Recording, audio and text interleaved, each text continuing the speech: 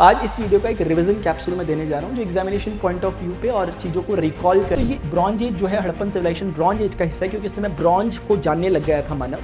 तो हमें कैसे पता चलता है कि इतिहास में क्या चीज़ें हुई और क्या चीज़ें नहीं हुई, क्या हम कोई तो society with political structure based on rules and laws, यानी यहाँ विधि के अनुसार, यानी पहले गुरु अपने शिष्य को सिर्फ बोलकर ही नॉलेज को ट्रांसमिट करते थे, उन्हें लिखने की जरूरत नहीं पड़ती थी। जनपदा मतलब अलग अलग जन के लोग, कुछ यदु जन से निकल करके, कुछ पुरु जन से निकल करके, कुछ तब राजा किंगडम के नीचे होता था प्रोविंस। प्रोविंस मतलब कि प्रांत। जैसे आज भी चाइना में काफी प्रोविंस, हमारे पास मौर्य डायनेस्टीज थी, मैंने उनके लिख दिए ताकि जो बच्चा रेफरेंस से समझना चाहता है उनके लिए मैंने रेफरेंस लिख दिया। ब्राह्मणस्यो मुखमासी बाहु राजन्यः कृता उरु तदस्य यद वैश्य पदभ्याम शूद्रो अजायत।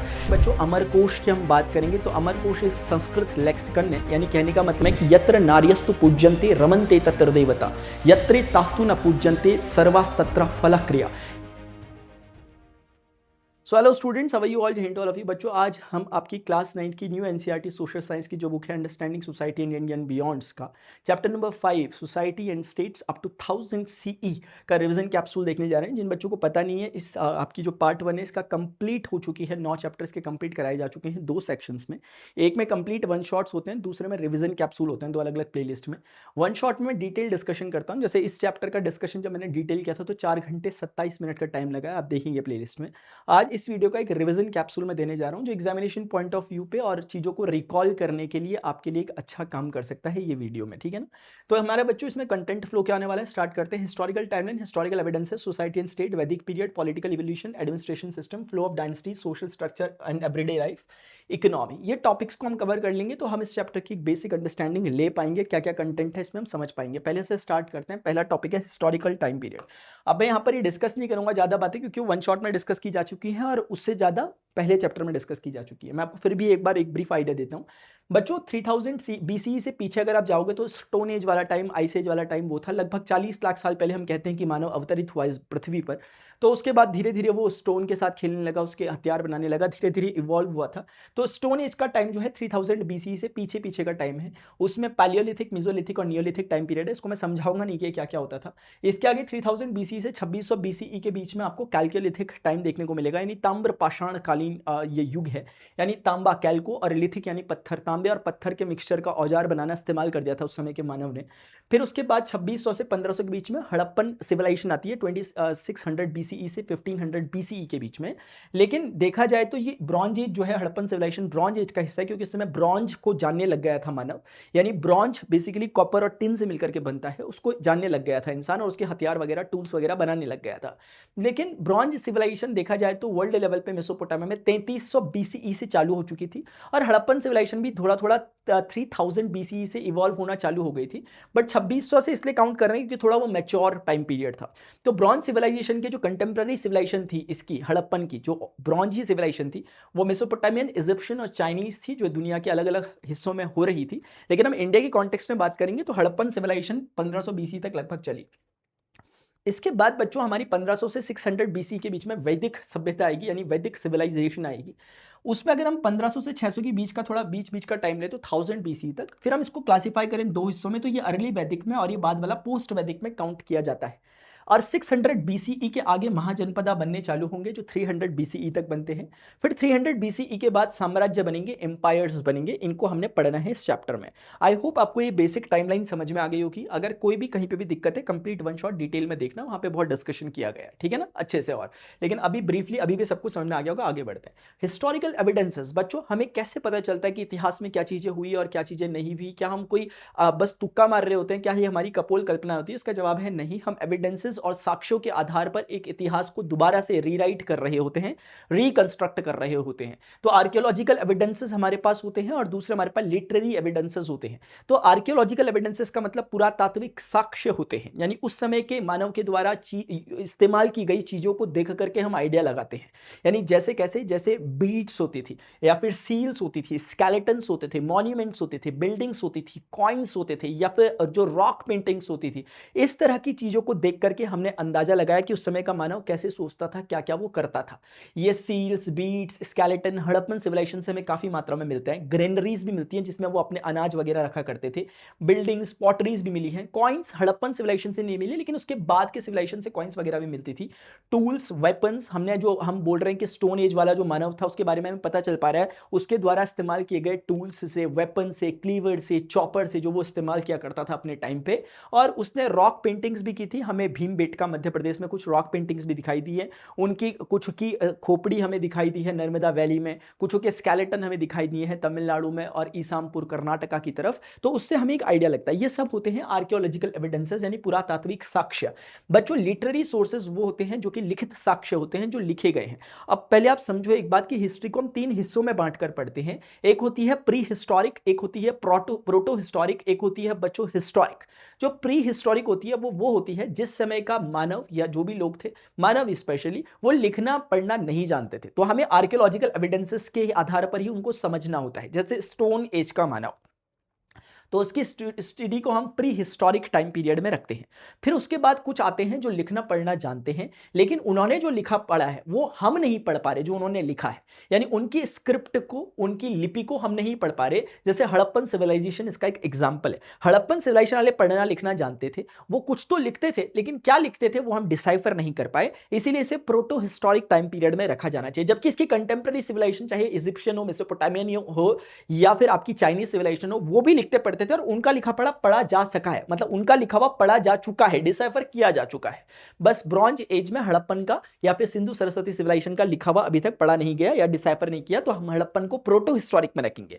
जबकि चाइनीज को, मेसोपोटामियन को और जो इजिप्शियन है, इनको प्रोटो हिस्टोरिक में नहीं बल्कि इनको हिस्टोरिक में रखेंगे। हिस्टोरिक पीरियड वो होगा जिसके लोग जो लिखते थे वो आज हम पढ़ना भी जानते हैं, हमने डिसाइफर किया हुआ है।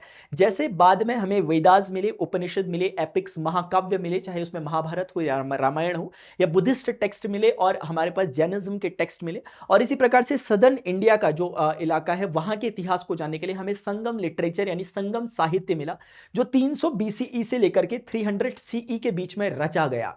तो संगम साहित्य से यानी संगम लिटरेचर से हमें साउथ इंडिया के इतिहास के बारे में जानने को मिलता है।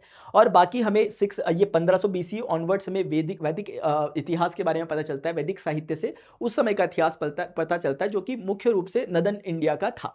अब हम बच्चों आगे बढ़ते हैं, ठीक है ना। तो आपको समझ में आ गया होगा लिटरेरी सोर्सेस आने से क्या हो जाता है, हिस्ट्री को पढ़ना कंपैरेटिवली और आसान होता है समझना, क्योंकि हमारे पास लिखित एविडेंसेस भी मौजूद होते हैं। अब हम बढ़ते हैं नेक्स्ट टॉपिक की तरफ, सोसाइटी एंड स्टेट। सोसाइटी यानी कि बच्चों एक तरह से समाज होता है, स्टेट यानी राज्य होता है। सोसाइटी किसे कहते हैं? सोसाइटी एक web of a social relationship है, यानी कि जो सामाजिक रिश्ते हैं उनका एक मकड़ जाल जो होता है, उसी को हम कहते हैं कि वो सोसाइटी है। अगर आप इसे ऐसे समझोगे तो सोसाइटी बन सकती है अलग अलग, मतलब एक ही प्रकार की भाषा बोलने वाले लोगों की एक अपने हिसाब से सोसाइटी बन सकती है। किस प्रकार से? वो एक अपनत्व का भाव उनके मन में आता है, यानी सोसाइटी के फीचर्स हम कह सकते हैं TCS, यानी कि वो कॉमन टेरिटरी शेयर करते हो, साथ में उनका कोई कॉमन कल्चर हो, और साथ में कोई एक शेयर्ड सेंस ऑफ बिलोंगिंगनेस उनकी हो, यानी अपनत्व की कोई भावना हो। वो अपनत्व की भावना इस कारण से भी आ सकती है कि हम एक ही भाषा को बोलते हैं, हम एक ही जगह पर रहते हैं, हम एक ही समाज से आते हैं, या हम किनशिप रिलेशन को फॉलो करते हैं, यानी हम खून के रिश्ते से आते हैं, हम एक दूसरे के रिश्तेदार हैं। चाहे जो भी हो, इस प्रकार से जिस भी तरह का उनके बीच में एक रिलेशनशिप डेवलप होगी, वही सोसाइटी का निर्माण करती है। तो ये होती है सोसाइटी। अभी जब हम स्टेट की बात करते हैं तो सोसाइटी का ही एक विकसित रूप है या कॉम्प्लेक्स रूप है थोड़ा सा, क्योंकि सोसाइटी अगर एक परिवार तक रहती तो परिवार में कोई जरूरत नहीं है कि कोई रिश्ते कोई आपके नियम कायदे कानून बनाने की, सिर्फ कस्टम्स और नॉर्मल रिचुअल्स से ही परिवार चल जाता है। परिवार और छोटा मोटा गांव भी अगर चलेंगे, 2 5 10 परिवार भी, वो भी आराम से चल जाएंगे, उनको भी कोई लिखित संविधान की जरूरत नहीं पड़ेगी, लिखे हुए नियमों की जरूरत नहीं पड़ेगी। लोग आपस में ही म्यूचुअल अंडरस्टैंडिंग से समझ जाते हैं कि क्या करना चाहिए और क्या नहीं करना चाहिए। तो उनको कोई रूल्स की जरूरत नहीं है, कस्टम्स और रिचुअल्स ही काफी होते हैं। लेकिन जब रूल्स बनाने पड़े, लॉज बनाने पड़े, उनको रिजिट कर दिया जाए और उनको देख रेख के लिए कोई गवर्न करने के लिए कोई हो, और जुडिशरी जैसी चीजें आए, यानी कि पूरा पॉलिटिकल सिस्टम जहां पर जिस सोसाइटी में आ जाएगा, वही सोसाइटी बच्चों स्टेट बन जाएगी। तो a society with political structure based on rules and laws, यानी यहां विधि के अनुसार नियम कायदे कानून चलेंगे। जैसे आज के समय में हम बोल सकते हैं कि जैसे आपका परिवार है, तो वो आपका परिवार है, या आपके परिवार 2 4 और परिवार हैं आपके जैसे मिलते जुलते, जुलते, तो वो एक सोसाइटी निर्मित कर रहे हैं। लेकिन अगर पूरा भारत को हम देखेंगे तो इस सोसाइटी का एक कॉम्प्लेक्स रूप है जिसे हमें स्टेट कहना चाहिए, क्योंकि वो सिर्फ इसलिए नहीं चल जाता कि लोगों की रजामंदी से नहीं चलता, उसके पीछे कुछ नियम कायदे कानून होते हैं जो फिक्स्ड रिजिड रूल्स होते हैं, तो उसे स्टेट कहते हैं। स्टेट के 5 फीचर्स हैं, अगर कोई भी जगह इस 5 फीचर्स को रख पा रही है तो हम उसे स्टेट की कैटेगरी में रखते हैं।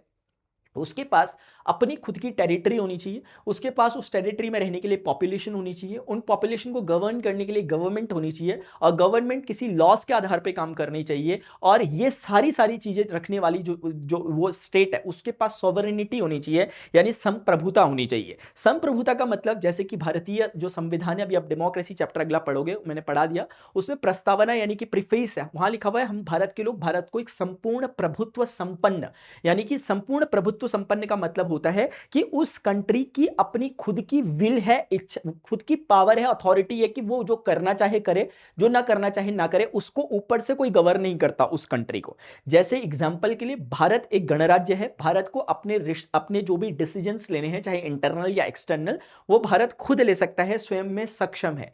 अंदर क्या नियम कायदे कानून चलाने देश के अंदर, वो भी भारत तय कर सकता है। किस देश से युद्ध करना है और किस देश से संधि करनी है, ये भी भारत खुद से तय करता है, किसी दूसरी कंट्री से पूछता नहीं, या कोई हस्तक्षेप नहीं कर सकता, इंटरफेरेंस। लेकिन कुछ ऐसी कंट्रीज होती है जिनकी अपनी सॉवरेनिटी नहीं रहती, जैसे तिब्बत की अपनी सॉवरेनिटी नहीं है, उसके पास ये शुरुआत की 4 चीजें हैं, खुद की सॉवरेनिटी नहीं है, चाइना का उस पर कंट्रोल है। इसी प्रकार से हांगकांग को आप देखोगे तो हांगकांग के पास भी ये सारी चीजें मौजूद हैं, बट उसके पास भी खुद की सॉवरेनिटी नहीं है, यानी एक तरह से वो ऑटोनोमस तो है। ऑटोनोमस का मतलब स्वायत्त है, यानी कहने का मतलब है अपने घरेलू काम कर सकता है, लेकिन फिर भी हम ये नहीं कह सकते कि वो सॉवरेन है, अपने मर्जी से कुछ भी नहीं कर सकता। जैसे अगर आप इसे ऐसे समझोगे, ग्राम पंचायतें जो भारत में होती हैं, ग्राम पंचायतें एक तरीके से ऑटोनोमस होती है, या राज्य जो है, चाहे आप उत्तर प्रदेश, उत्तराखंड, हिमाचल प्रदेश, पंजाब कहीं से भी हो, वो एक तरह से ऑटोनोमस से अपने आधार पर कार्य करते हैं। लेकिन इसका मतलब ये नहीं कि कल को उत्तर प्रदेश अमेरिका के साथ कोई डील करने लग जाए या कुछ करने लग जाए, मतलब कुछ नियम कायदे कानूनों के अंतर्गत ही करेगा, वरना अंतिम निर्णय राज्य का होगा, यानी भारत गणराज्य का होता है। समझ रहे हैं आप? तो ये एक सॉवरेनिटी होती है, तो भारत एक सॉवरेन कंट्री है और इसलिए एक स्टेट की कैटेगरी में आता है। अब बच्चों हम पढ़ेंगे वैदिक पीरियड के बारे में। वैदिक पीरियड यानी कि 1500 बीसीई से 600 बीसीई टाइमलाइन के अकॉर्डिंग आप जाओगे, यहां से लेकर यहां तक हम पढ़ेंगे वैदिक सिविलाइजेशन। वैदिक सिविलाइजेशन के बारे में हमें कहां से पता चलता है? हमें कुछ चीजें, लिखित साक्ष्य मिले हैं, लिटरेरी एविडेंसेस मिले हैं। 4 वेद हमें मिले हैं। सबसे पहले तो वेद, पहले समझ लें कि वेद संस्कृत की वद धातु से बना है, जिसका अर्थ है बोलना, यानी पहले गुरु अपने शिष्य को सिर्फ बोलकर ही नॉलेज को ट्रांसमिट करते थे, उन्हें लिखने की जरूरत नहीं पड़ती थी। लेकिन ये बात के कई समय बाद इसको लिखा गया, तो इसके बोलने वाले इसको अपरुषेय बोलते हैं, और कहा जाता है कि काफी टाइम से सीधे डायरेक्ट कम्युनिकेट हो रहे थे, बस इन्हें लिखा जो गया वो हम बोल रहे हैं कि 1500 बीसी के टाइम पे लिखा गया। अवतरित हुए वेद उस समय ऐसा नहीं कहा जा रहा। तो वेद बच्चों, ऋग्वेद, यजुर्वेद, सामवेद और अथर्ववेद, ऐसे 4 वेद हमारे पास हैं।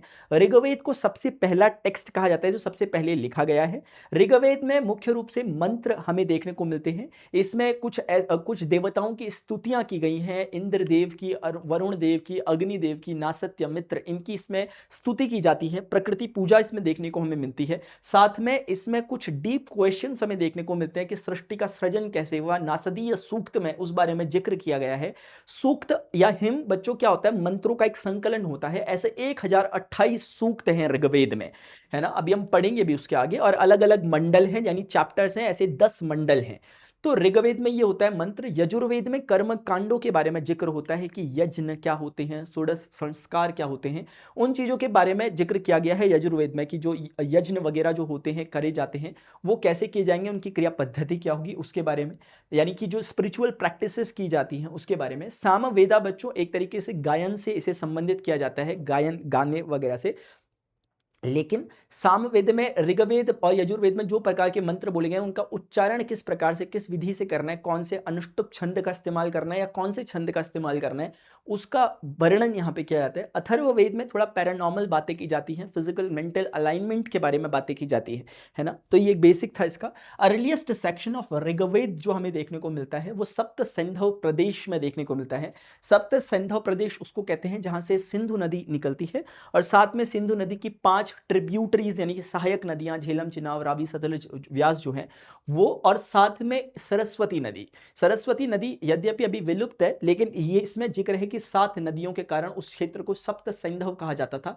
5 ट्रिब्यूटरीज, छठी सिंधु स्वयं और 7वीं सरस्वती, इसीलिए सिंधु सरस्वती सभ्यता जो पहले वाली थी उसको वो भी कहा गया।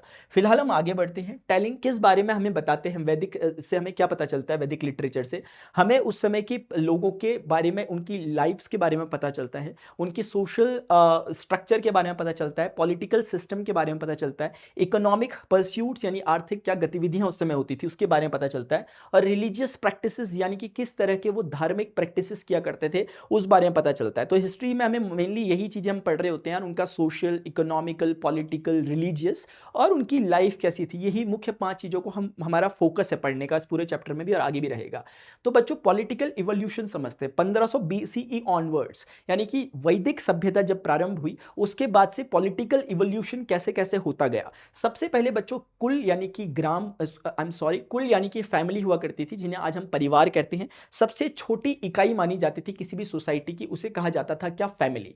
फैमिली से छोटा और कुछ नहीं, एक मेंबर का कोई अस्तित्व नहीं है, फैमिली सबसे छोटा माना जाता था, मतलब सबसे छोटा स्ट्रक्चरल यूनिट है। उसके बाद फैमिलीज मिल करके 2, 5, 10 फैमिलीज मिली तो हमने बोल दिया कि ये गांव बन गया, ग्रामा कहा गया उसे, ग्राम का ही अंग्रेजी वर्जन है वो। उसके बाद बहुत सारे, अगर एक गांव या 2 गांव या ऐसे 5-7 गांव मिल गए तो वो मिलकर के विश बनाते थे। देखो संस्कृत में विंशति कहते हैं 20 को, तो मेरा ऐसा अनुमान है, मैं ऐसे जबरदस्ती नहीं कह रहा, कि शायद 20 गांव मिल जाते होंगे तो उसे विश कह दिया जाता होगा, बाकी और कुछ भी हो सकता है। बाकी विश के बाद बच्चों जन आते थे, ऐसे जन मिल गया, अभी विश बन गया, गांवों के समूह को विश कहा, और विशों के भी समूह को हम लोगों ने क्या कहा, जन कहा। हमने नहीं, इन्होंने कहा, इनके उसमें मेंशन है जन। वैसे जन कहते हैं जैसे जनसंख्या यानी लोगों की संख्या, तो जन मतलब लोग ही होता है, तो इन्होंने जन कहा। और ये जन बड़ी इंपॉर्टेंट चीज थी, यानी कि 1500 से 1000 BCE तक जन तक ही चीजें चलती थी। जना को ही बच्चों ट्राइब्स या क्लैन जिसे कहते हैं वो कहते थे, और जिन्हें कबीला भी आप कह सकते हो। यानी जन वो थे जिसमें बहुत सारे गांवों का जो गांव होते थे उससे विश बनता था, और बहुत सारे विश का भी कलेक्शन था ये। तो यहां तक के जो लोग हैं जन तक के, ये किनशिप रिलेशनशिप से आपस में जुड़े हैं। यानी कि अगर हम कहेंगे कि कोई अगर पुरु जन से है, हम कहेंगे कोई भरत जन से है, या कोई हम कहेंगे कि आपका यदु जन से है, या कोई यद्रहु जन से है, अलग अलग जन से, ऐसे 30 जनों का उल्लेख हमें ऋग्वेद में देखने को मिला भी है। तो वो जन जब कहेगा कि मैं भरत जन से हूं, और एक कहेगा मैं यदु जन से हूं, एक कहेगा मैं पुरु जन से हूं, इसका मतलब यदु जन के सारे लोग आपस में कैसे जुड़े हुए हैं, खून के रिश्ते से जुड़े हुए हैं। यानी इसमें चाचा भतीजा, ताऊ ताई, नाना नानी, दादा दादी, ये सब लोग हैं। ऐसे यानी जैसे आज के डेट में परिवार होता है वैसे ये परिवार है, लेकिन बड़ा परिवार, मतलब इतना बड़ा परिवार कि आज जरूरी नहीं है कि वो उससे डायरेक्ट रिलेशन से, बहुत दूर के रिश्ते के भी रिश्तेदार हो सकते हैं, बट रिश्तेदार हैं वो, इतना तय है। यानी ये बिल्कुल पुरु वाले बिल्कुल हैं, भाई बहनी है लिटरली, मतलब अगर दूर जाके देखोगे तो कहीं पे, तो ये बात होती है। ये जना ये थे, ठीक है ना। तो 1000 BCE तक लगभग जो अर्ली वैदिक टाइम था तब तक जना का ही कॉन्सेप्ट चलता था। लेकिन धीरे धीरे जब सोसाइटी थोड़ा सा बड़ी होने लगी, धीरे धीरे लोग इधर उधर जाने लगे, ठीक है ना, तो उसके बाद जनपदा बने। जनपदा मतलब अलग अलग जन के लोग, कुछ यदु जन से निकल करके, कुछ पुरु जन से निकल करके, कुछ भरत जन से निकल करके, कुछ अलग अलग जन से निकल करके, जब लोग किसी एक जगह पे जाके सेटल होने लगे तो अब यहाँ पे क्या हो गया, हाइब्रिड लोग रहने लगे, अलग अलग जन के लोग रहने लगे। फिर समय बीतता गया 2-5 हजार साल में, अब इन लोगों को ये लगने लग गया आपस में अपनत्व आ गया। अब ये लोग ये भूल गए कि हम किस जन से आते हैं, अब इन लोगों को ये रहा कि हम किस जगह पे रहते हैं। इनके लिए अब हमारा खून का रिश्ता उतना महत्व का नहीं है, हम लोग एक दूसरे के साथ रहते हैं, हमारे टेरिटोरियल जो रिलेशंस हैं वो इंपॉर्टेंट है। तो कुल मिलाकर किनशिप आइडेंटिटी से लोग यहां पर टेरिटोरियल आइडेंटिटी की तरफ शिफ्ट हुए। यानी कि अब वो ये नहीं कहते थे कि मैं पुरु जन से आता हूं, अब वो कहते थे कि मैं आपका कुरु जनपद से आता हूं। जनपद यानी जन ने जहां पद रखा, यानी पैर रखा, यानी सेटल हुए पहली बार। तो जनपद बेसिकली किस पर बात करते थे, वो अब इस पे बात करते थे। जैसे आज के डेट में बोलेंगे भारत, मैं पाकिस्तान से हूं, मैं भारत से हूं, मैं अमेरिका से हूं, मैं बांग्लादेश से हूं। इन लोगों की जो आइडेंटिटी है ये टेरिटोरियल आइडेंटिटी है। ये आइडेंटिटी ऐसी नहीं है कि किसी और आधार पे, ये सिर्फ क्षेत्र के आधार पर बनी हुई आइडेंटिटी है कि मैं क्षेत्र का हूं तो मैं ये हूं। ऐसी चीजें हमें पहली बार जनपदा में देखने को मिली थी, जो 1000 से 600 BCE तक चला। 600 BCE के बाद बच्चों आयरन की खोज हो गई थी, आयरन ओर की लौह अयस्क निकल गया था।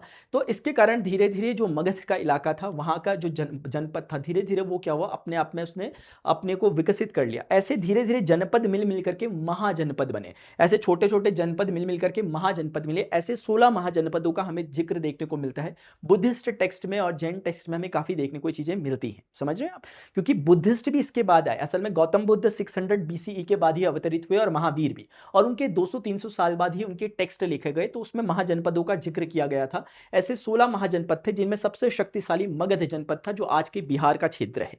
मगध इसलिए शायद सबसे ज्यादा शक्तिशाली था क्योंकि वो फर्टाइल लैंड था, गंगा का उसमें पूरा दोआबी क्षेत्र था, जिसके कारण अच्छा उत्पादन यानी कि प्रोडक्शन होता था एग्रीकल्चरल, जिसके कारण ज्यादा प्रोडक्शन होने के कारण ज्यादा सरप्लस में जाता था, और जो सरकार थी यानी कि जो महाजनपद के जो शासक रहे होंगे, उनको अच्छा रेवेन्यू कलेक्ट होता था, जिसकी वजह से वो अच्छे हथियार वगैरह बना पाते थे, अच्छी बड़ी सेना रख पाते थे, और उनके पास हाथी भी वहां आसानी से उपलब्ध थे। इन सब चीजों के कारण ये शक्तिशाली बना था। इसमें मगध महाजनपद, ऐसे अन्य भी थे, अवंती था, अंग था, कौशाम्बी था, ऐसे अलग अलग महाजनपद भी थे, लेकिन इतना ही है।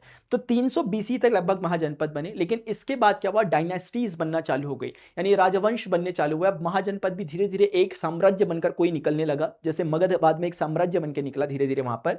तो एम्पायर्स बने 300 BC ऑनवर्ड्स, और यहीं से मौर्य वंश का यानी मौर्य डायनेस्टीज का प्रारंभ हुआ। चंद्रगुप्त मौर्य, आचार्य चाणक्य के बारे में आपने सुना होगा, वो लोग 322 BCE से आना चालू हुए, फिर लगभग 185 BCE तक रहे, अभी हम उनके बारे में पढ़ेंगे। फिर उनके बाद अलग अलग लोग आए, शुंग आए, कण्व आए, फिर धीरे धीरे सातवाहन आए, गुप्त आए, चालुक्य आए, चोल आए, राष्ट्रकूट आए, पाल आए, प्रतिहार आए, और अलग अलग लोग आते गए, और ऐसे हमें 1000 CE तक पढ़ना है। ये समझाने के लिए मैंने बनाया है, मुझे नहीं लगता आप समझ भी पाओगे, बट मैं आपको बहुत ब्रीफली समझाता हूँ। ये महाजनपद है, ये हिस्से करे, एक हिस्सा है, तीनों जनपद है, उन दो जनपदों को रहने दिया। एक जनपद में मैंने इसके फिर से 3 हिस्से किए, 1 2, ये जन जन, ये भी जन था, इस जन के फिर से मैंने 2 हिस्से किए, एक ये विश, और ये पूरा विश था, लेकिन उस विश के मैंने फिर से 3 हिस्से किए, 1 2 3 ग्राम में, फिर ग्राम का भी मैंने 2 हिस्से किए फैमिली में। ये मैंने अपने हिसाब से ड्रॉ किया। अगर आप थोड़ा डीपली सोचोगे तो आपको सेंसिबल लगेगा, अदरवाइज ये सेंसिबल नहीं लगेगा, आपको बड़ा अजीब लगेगा। मैंने फिर भी वो हिंट दे दिया मैंने कैसे सोचा था। एडमिनिस्ट्रेशन सिस्टम बच्चों कैसा हुआ करता था, 600 हम पढ़ रहे हैं 300 CE ऑनवर्ड्स, यानी जब साम्राज्य बनने चालू हो गए। अब एडमिनिस्ट्रेशन सिस्टम कैसे था, क्योंकि अभी तक लोग ऐसे इस तरह के चीजों को फॉलो करते हुए आ रहे थे। अब एडमिनिस्ट्रेशन कैसे बना, अब होता था किंगडम, यानी कि राजा, जैसे अगर चंद्रगुप्त मौर्य वो राजा है, तो राजा के मतलब राजा किंगडम के नीचे होता था प्रोविंस। प्रोविंस मतलब कि प्रांत, जैसे आज भी चाइना में काफी प्रोविंस ही बोलते हैं वो लोग, तो प्रोविंस होते थे, जिसे प्रांत कहते हैं, जैसे राज्य टाइप का आप समझ सकते हो। तो ये भुक्ति, उसको ये लोग भुक्ति पढ़ते थे। उसके बाद विषय होते थे जो डिविजन्स होते थे, प्रोविंस से थोड़े छोटे, फिर डिवीजन के अंदर आते थे अलग अलग डिस्ट्रिक्ट, जैसे एक डिवीजन है तो उसके अंदर 4-5 डिस्ट्रिक्ट आ सकते थे, तो डिस्ट्रिक्ट आते थे, इन्हें अधिष्ठाना कहते थे। डिस्ट्रिक्ट के नीचे आती थी विधि, यानी कि तहसील जो आज की होती है उस तरह की, और उसके नीचे आते थे विली। जो मैंने रेड कलर से लिखे हैं, ये आपको अगर थोड़े ध्यान रहे तो ये ज्यादा इंपॉर्टेंट रहेगा, क्योंकि जैसे आज की डेट में स्टेट होता है, जैसे भारत एक देश है, उसके बाद उसके प्रोविंस से अलग अलग जैसे राज्य हैं, जैसे उत्तर प्रदेश, उत्तराखंड, महाराष्ट्र, राजस्थान या तमिलनाडु, आंध्र प्रदेश, तो ये एक तरह से प्रोविंस हो गए, राज्य, और ये हो गए जिले, जैसे कि उत्तराखंड के अंदर देहरादून है, ऋषिकेश है, पौड़ी है, टिहरी है, ऐसे करके लखनऊ है, अलग अलग। तो इस तरीके की चीजें हो गई डिस्ट्रिक्ट में, और विलेज यानी कि उसके अंदर की चीज। तो मेन कम से कम हमें पता होना चाहिए देश, राज्य, और उसके बाद जिले, एटलीस्ट इतना तो पता होना चाहिए, यानी कि प्रोविंस, डिस्ट्रिक्ट, और हमारे पास उसके बाद विलेज आ जाएंगे। तो प्रोविंस को भुक्ति कहते हैं, डिस्ट्रिक्ट को अधिष्ठान कहते हैं, और बाकी चीजें, ठीक है, ज्यादा याद भी ना रखो तो चलेगा। साउथ में इन्हीं चीजों का नाम अलग था बच्चों। यहाँ पर किंगडम के नीचे जो आते थे उन्हें ये नहीं कहते थे भुक्ति, उन्हें मंडला कहते थे। जैसे आज भी चलता है कि इस मंडल के लोग, मंडल मतलब कहीं ना कहीं गोला घेरा होता है, तो ये संस्कृत के शब्द से लगभग निकला हुआ है। तो साउथ इंडिया में से मंडला कहते थे। फिर मंडला के नीचे आप सीधे और भी चीजें आप याद रख सकते हो, लेकिन नाडु, नाडु डिस्ट्रिक्ट को कहते थे, और उसके बाद सीधे विलेज आते थे। तो नाडु जैसे तमिलनाडु, तो इस तरीके से नाडु डिस्ट्रिक्ट को कहा जाता था। आप शायद समझ गए होंगे, तो ये रेड बॉक्स वाले आप याद रखोगे तो मेरे हिसाब से चलेगा। अच्छा काम बच्चों, डायनेस्टीज का फ्लो कैसे कैसे होता था यार। हमारे पास मौर्य डायनेस्टीज थी, मैंने उनके लिख दिए ताकि जो बच्चा रेफरेंस से समझना चाहता है उनके लिए मैंने रेफरेंस लिख दिया कि मौर्य डायनेस्टी थी। उसके बाद सातवाहन, ऐसा नहीं है कि सातवाहन मौर्य के बाद तुरंत आ गए थे, 185 तक ही चले थे BC तक, उसके लगभग 100-200 साल बाद सातवाहन आए, और सातवाहन अलग जगह पर काम कर रहे हैं, ये उस जगह पे नहीं है जहां पर मौर्य थे। मौर्य उत्तर भारत की तरफ से मौर्य नदन इंडिया की तरफ थे, सॉरी, ठीक है ना, मौर्य नदन इंडिया की तरफ थे। उसके बाद इनके बाद और भी नीचे बहुत लोग आए, लेकिन हम उनको अपने उसमें नहीं ले रहे पढ़ाई में, क्योंकि वो इतना महानतम काम नहीं कर पाए कुछ वो। तो सातवाहन एम्पायर रहे, उसके बाद पल्लवाज रहे, फिर गुप्ताज रहे, चालुक्याज और बदामी रहे, उसके बाद गुर्जरा प्रतिहार एक चीज है, पाल अलग चीज है, और उसके बाद राष्ट्रकूट अलग चीज है। आपको इनके बारे में इतनी बेसिक अंडरस्टैंडिंग होनी चाहिए कि जरूरी नहीं है आप सन बिल्कुल लिटरली याद रखो, लेकिन अगर अगर बच्चों लेकिन आप वैसे याद रखना चाहते हो तो मौर्य का थोड़ा सा ना ये भी ध्यान रखा करो। 322 बीसी से चंद्रगुप्त मौर्य बैठे और 185 बीसी तक बृहद्रथ मौर्य की हत्या कर दी पुष्यमित्र शुंग ने, और शुंग वंश प्रारंभ हुआ था। इसके बाद बच्चों गुप्ता एम्पायर थोड़ा हो सके तो लिटरली याद रखा करो, क्योंकि गुप्ता एम्पायर इसलिए महत्वपूर्ण है क्योंकि इसे स्वर्ण काल कहा जाता है भारतीय इतिहास का, है ना, क्योंकि ये गोल्डन पीरियड था। इस समय बहुत ऐसे ऐसे काम हुए, बहुत वैज्ञानिक अनुसंधान भी हुए, है ना। तो ये गुप्ता पीरियड में हुए थे, इसलिए 320 सीई से चालू होता है 550 सीई तक। उसके बाद औरों के सन याद रखने की आपको खास जरूरत नहीं है। बस आप जो ध्यान रख सकते हो ये कि किसके क्षेत्र में थे। जैसे मौर्य जो थे वो नदन इंडिया में थे, यानी कि उत्तरी भारत की तरफ फैले हुए थे। जो सातवाहन थे वो डेक्कन प्लेटू की तरफ, डेक्कन प्लेटू में महाराष्ट्र का, कर्नाटक का और तेलंगाना वाला, जो मतलब तेलुगु वाला इलाका, आंध्र प्रदेश वाला जो इलाका है लगभग वो आता है, तो वो डेक्कन रीजन हो गया। जो पल्लव थे ये तमिलनाडु में थे, इनकी राजधानी कांचीपुरम की तरफ थी। उसके बाद चालुक्य जो है, बादामी के जो चालुक्य हैं, बादामी इनकी राजधानी थी, जो कि कर्नाटक में पड़ता है। और इसी प्रकार से बच्चों गुप्तास जो थे वो यूपी और बिहार की तरफ, यानी गुप्ता कहीं ना कहीं लगभग लगभग मौर्य वालों ने जिस जगह पे किया था, गुप्ता वाले भी लगभग लगभग उस जगह पर आए हैं। उसके बाद गुर्जर प्रतिहारा, ये वो लोग हैं जो पश्चिमी भारत की तरफ, यानी कि गुजरात की तरफ, राजस्थान और पश्चिमी उत्तर प्रदेश का जो इलाका है वो इनका इलाका था। पाल वो लोग हैं बच्चों जो पूर्वी भारत में मुख्य रूप से बिहार और बंगाल की तरफ थे। और उसके बाद राष्ट्रकूटा है जो कि महाराष्ट्र और कर्नाटका की तरफ थे, लगभग लगभग नीचे सदर्न पार्ट ऑफ इंडिया में, वेस्टर्न घाट की तरफ। तो 8th से 10th सेंचुरी में इन लोगों ने काम किया था। सोशल स्ट्रक्चर और एवरीडे लाइफ में क्या था बच्चों, हमारे पास वर्ण, जाति, family in society, role of women, the quest of knowledge, religion, life को हमें पढ़ना है। वर्ण अन जाति के बारे में देखो, वर्ण से हमें पता चलता है कि 4 तरह के वर्ण थे, ऐसा हमें पहली बार पता चलता है ऋग्वेद के 10th चैप्टर यानी कि 10वें मंडल के 90वें सूक्त में, जिसका नाम पुरुष सूक्त है। उसमें लिखा गया ब्राह्मणस्यो मुखमासीत बाहु राजन्य कृता उरु तदस्य यद वैश्य पदभ्याम शूद्रो अजायत, यानी उसमें एक कॉस्मिक बॉडी की संज्ञा दी गई है किसी समाज को, और उसमें बताया गया है पहली बार कि ब्राह्मण और क्षत्रिय और वैश्य और शूद्र को वहां पर डिस्क्राइब किया गया है। तो यहां से हमें पहली बार एक चीज वर्ण का बारे में सुनने को मिलता है। इसी प्रकार से श्रीमद् भगवद गीता में भी 4 वर्णों का उल्लेख मिलता है, और वहां स्ट्रिक्टली हर जगह ये बताया जाता है कि ये वर्णा उनके ऑक्यूपेशन के बेस्ड पर थे, ये जन्म आधारित नहीं थे। और एक ही फैमिली के अंदर अलग अलग वर्ण के लोग हो सकते हैं, यानी अलग अलग काम करने वाले लोग हो सकते हैं, ऐसी बातें बोली गई थी। तो नॉट फिक्स्ड बाय बर्थ थे। Occupation was the most important basis of identity. आपकी आइडेंटिटी का मुख्य जो वो था वो जन्म नहीं बल्कि आपके कर्म थे, आप करते क्या हो इस बात से। इसी प्रकार से फैमिली एंड सोसाइटी में ऑलरेडी आपको बता चुका हूं कि कुल से ग्राम, ग्राम, वेश, जनपद और महाजनपद से तक चले थे। रूल ऑफ वीमेन बच्चों अगर हम देखें, अपाला थी, गार्गी थी, लोपामुद्रा थी, विश्वस्वरा थी, और ये इस तरह की लेडीज थी जो कि रिवर्ड पोजीशन, एक सम्मानित पोजीशंस में बैठी हुई थी, और ये भी शास्त्रार्थ करती थी। ऐसे ही हमें प्रभावती गुप्त जी का, जो कि चंद्रगुप्त सेकंड की बेटी थी, इनकी जहां शादी हुई थी, इनके पति का अर्ली एज में देहावसान हो गया था, इसलिए अपने बेटे के लिए ये एक एज अ रीजेंट इन्होंने काम किया। रीजेंट का मतलब होता है कि उनकी संरक्षिका के रूप में इन्होंने अपने बेटे को गद्दी में बैठाया, लेकिन शासन अपना किया जब तक कि वो बड़ा नहीं हो गया। और साथ ही इन्होंने बहुत लैंड ग्रांट भी किए, यानी कि इन्होंने भूमि अनुदान भी किया, जिससे पता चलता है कि सिर्फ ये नाम के लिए नहीं बल्कि काम की शासिका थी, कर्म से भी शासिका थी।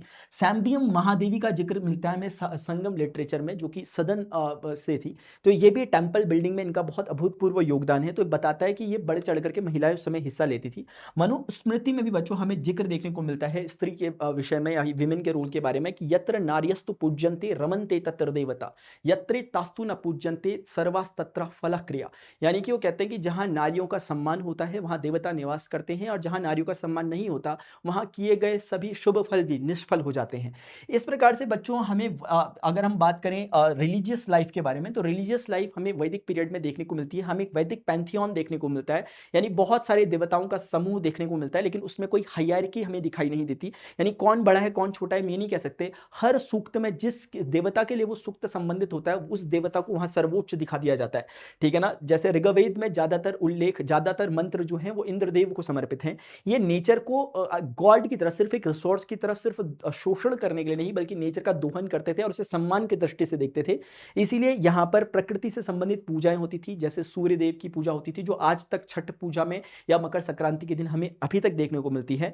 अल्वराज और नायनमार्स क्या थे, धीरे धीरे क्या हुआ कि इन्होंने बोला कि जरूरी नहीं है आप अपने भगवान को तभी पा सकते हो जब आप बहुत ज्यादा ज्ञान रखते हो या विद्वान हो, आप भक्ति मार्ग से भी उन्हें पा सकते हो। अलवार्स आए थे संगम साहित्य में तो नहीं कहेंगे इनका जिक्र क्योंकि संगम साहित्य तो पीछे की बात हो गई, ये छठी सीई की बात है, छठी मतलब आज से 1400 साल पहले की बात है। अलवार्स आए थे 12 संतों का एक समूह था जो कि विष्णु भक्त थे, और इसी प्रकार से नायनमार्स आए थे जो कि शैव भक्त थे, 63 संतों का एक समूह था। बाद में अलग अलग दो संप्रदाय ही बढ़ गए, अलवार और नैनार, जो आज भी चलते हैं। द क्वेस्ट ऑफ नॉलेज क्या है बच्चों, हमें ये सारी जानकारी जो पूरा खजाना में मिलता है ये अलग अलग जो इतने सारे हमने बातें बोली उससे मिलता है। आज की डेट में आप जाओगे तो हमारे पास न केवल वेद बल्कि हमारे पास 6 दर्शन भी हैं, न्याय दर्शन, मीमांसा, सांख्य दर्शन, पूर्वी मीमांसा, उत्तरी मीमांसा, वैशेषिक दर्शन जिसमें एटम्स के बारे में डिस्कशन किया गया था। ऐसी बहुत सारी चीज़ें हमारे पास हैं, मनुस्मृति, याज्ञवल्क्य स्मृति, नारद स्मृति हमारे पास है।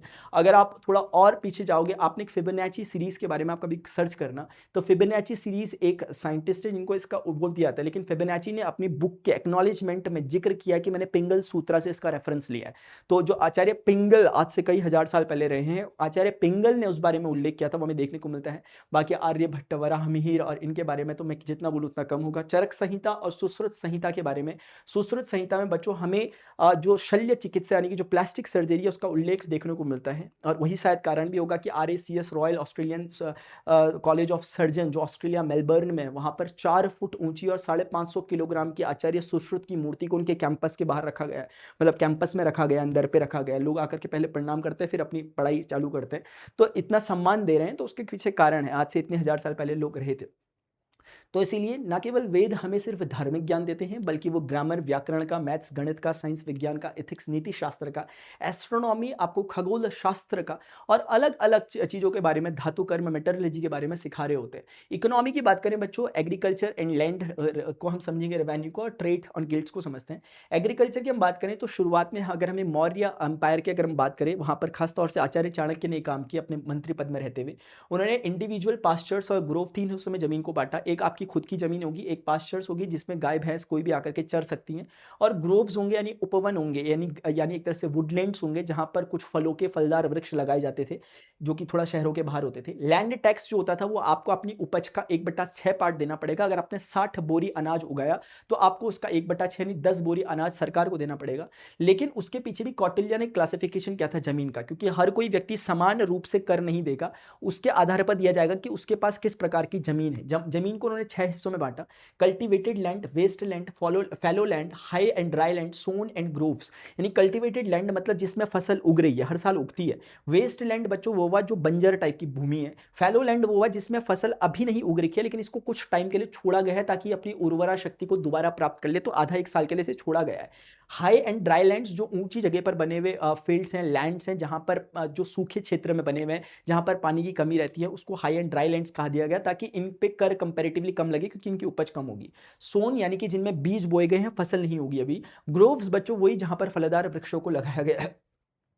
आगे जाकर मिलिंद पन्हो हमें एक टेक्स्ट देखने को मिलता है। ये मिलिंद एक मियांडर बोलते हैं, एक शासक हुए थे, उनका नागसेन के साथ जो कि बौद्ध भिक्षु थे उनके साथ एक संवाद है। ये बौद्ध भिक्षु से जो प्रश्न पूछ रहे हैं इसीलिए इसे मिलिंद पन्हो, मिलिंद के प्रश्न कहा गया, और इसमें भी 8 स्टेजेस ऑफ फार्मिंग के बारे में डिस्कशन किया गया है। ऐसे ही करके बच्चों अमरकोश की हम बात करेंगे तो अमरकोश एक संस्कृत लेक्सिकन है, यानी कहने का मतलब है संस्कृत का एक शब्दकोश है।